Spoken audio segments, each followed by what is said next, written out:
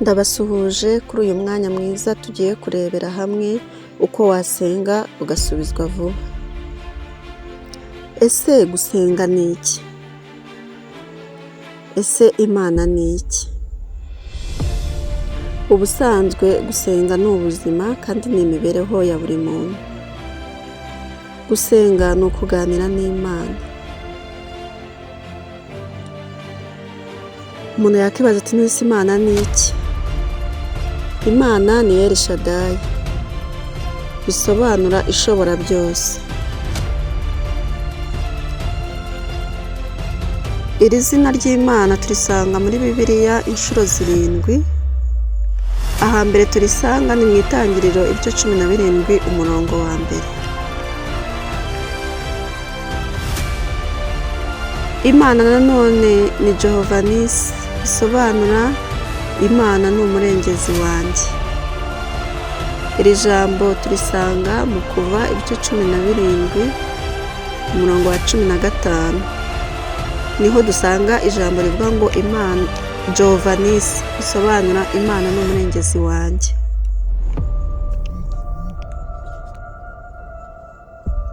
Kugira ngo usubizwe mu isengesho rero ni ukuba wasenze uko bigomba. Iyo nibyo tugiye kurebera hamwe uyu munsi. Tugumane muri uyu mwanya, urakuramo byinshi bigufasha gusenga neza ugasubizwa. Gusenga si ukumenya gutondekanya amagambo neza, si ugusenga ukoresheje ijwi riri hejuru, si ukubwira Imana ibyo igomba kugukorera, si no kurira cyane ngo ugaragaze umubabaro.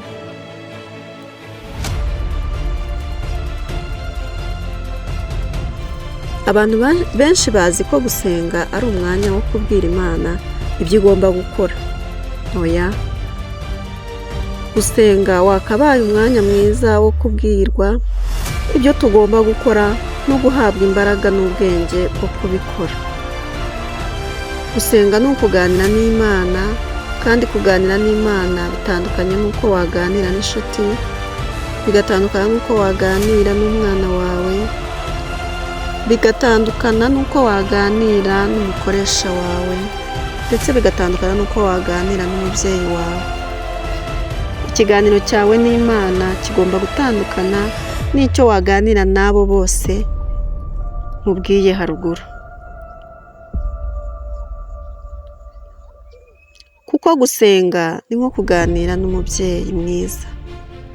Kwegera umubyeyi ni byiza kandi biraryoha, kuko igihe cyose umubyeyi mwiza atekereza mu nyungu z'umwana we, n'imigirire ye yose ikaba iri mu nyungu z'umwana we, kandi ibyo umwana aba abizi neza. Ni nayo mpamvu yirukira umubyeyi igihe cyose agize ikibazo.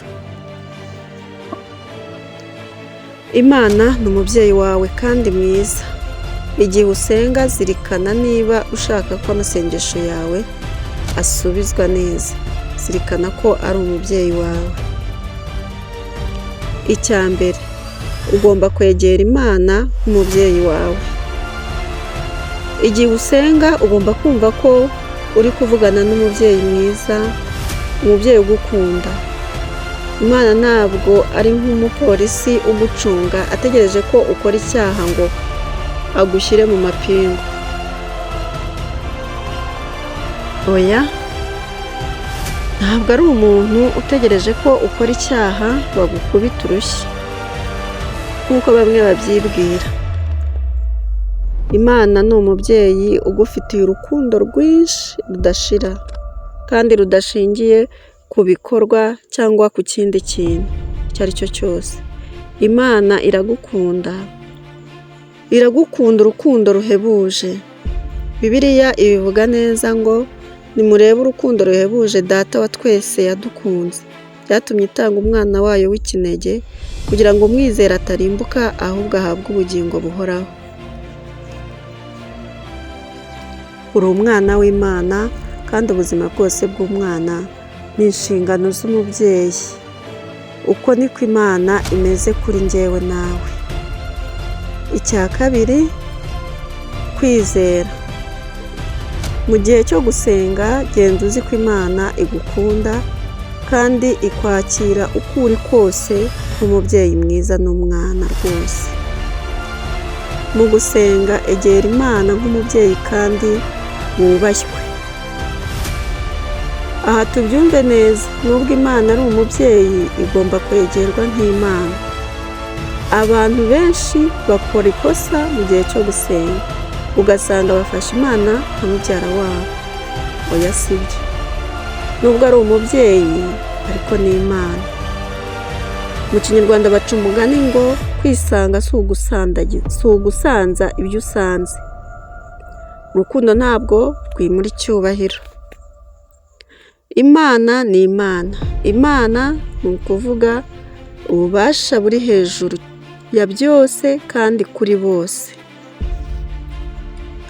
Mu by'ukuri Imana yawe ntabwo ariyo wita Imana, ahubwo Imana yawe ni icyo ufata nk'Imana, ni icyo ubuzima bwawe bugaragaza nk'Imana, ni icyo ubuzima bwawe bugenderaho, ni icyo wubaha kuruta ikindi, ni icyo utekereza cyane kuruta ibindi, icyo wizera cyane kuruta ibindi ukacyiringira,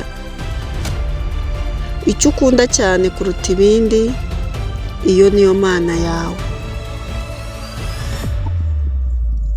Mariko ibice 12 umurongo wa mbere haravuga ngo nuko rero ukundisha Uwiteka Imana umutima wawe wose n'ubugingo bwawe bwose n'ubwenge bwawe bwose n'imbaraga zawe zose. Mu mutima wawe, mu bugingo bwawe, mu bwenge bwawe, mu mbaraga zawe, aho niho Imana ishaka gutura. Maze ndagira ngo urebe muri uyu mwanya icyo watujemo muri ibi bintu Imana irimo isaba kugira ngo ibe ariho iba.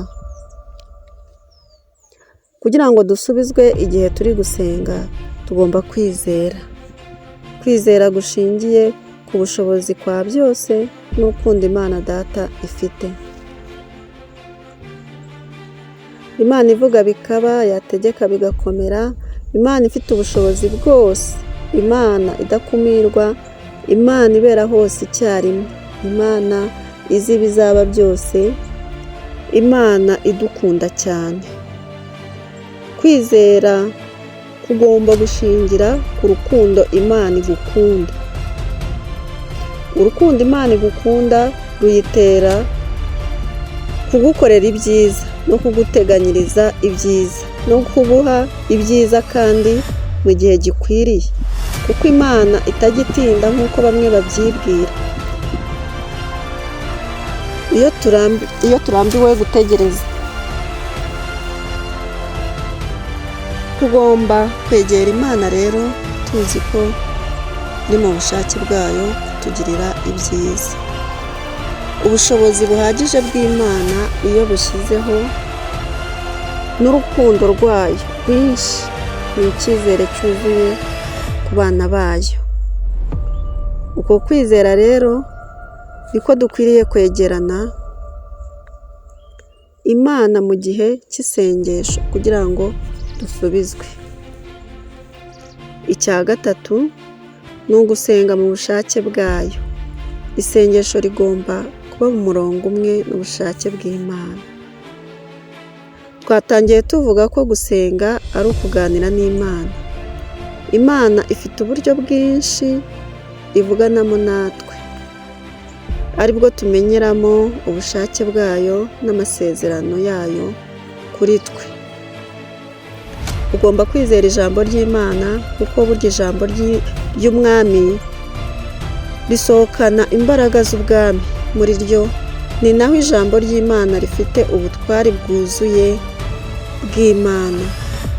Imana ivuganira natwe mu byanditse byera, ni naho dusanga ubushake bw'Imana ndetse n'amasezerano.